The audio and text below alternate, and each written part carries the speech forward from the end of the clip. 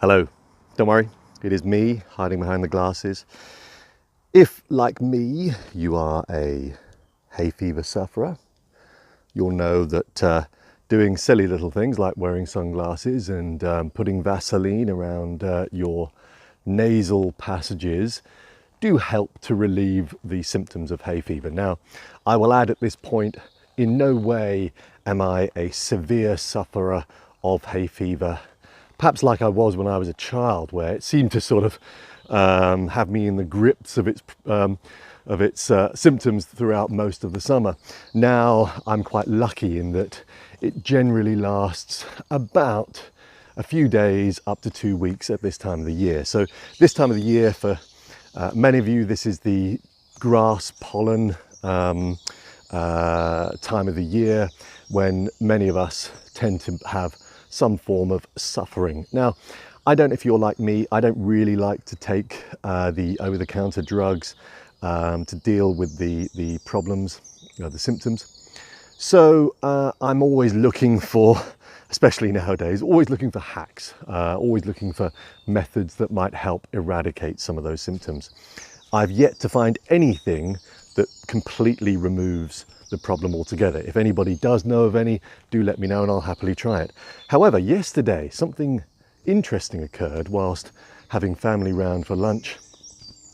I chose to drink a nice gin and tonic. It was a sunny day and that kind of made the most sense from an alcohol perspective.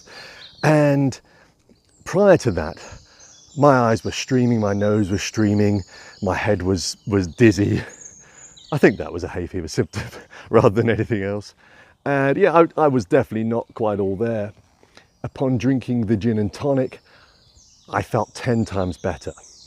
Now, looking at a little bit more research on this, it seems that gin and vodka are very, very good alcoholic drinks to help relieve the symptoms. And that's because they are very low in sulfites as well as histamines. So if you're drinking beer or red wine or any kind of dark alcohol during your hay fever time, it's probably best to stop because those are quite high in sulfites and in particular histamines. So gin is definitely, or the mother's ruin is definitely the way to go. However, what I thought at the time was, yes, maybe it is the gin, and it probably was. However, I wondered whether it was in part due to the tonic.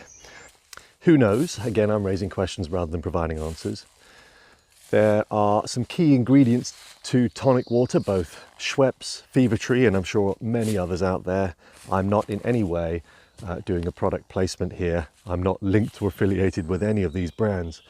I just read that Fever Tree on the bottle had naturally occurring quinine or natural quinine, whereas Schweppes had quinine flavors, I think.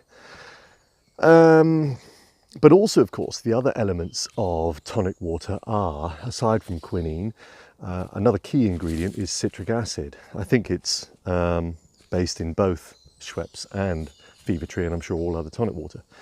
Now, could that also be a hay fever relieving element? Because I have read somewhere that another method of relieving the symptoms of hay fever is to drink a tablespoon, I think, of good old apple cider vinegar.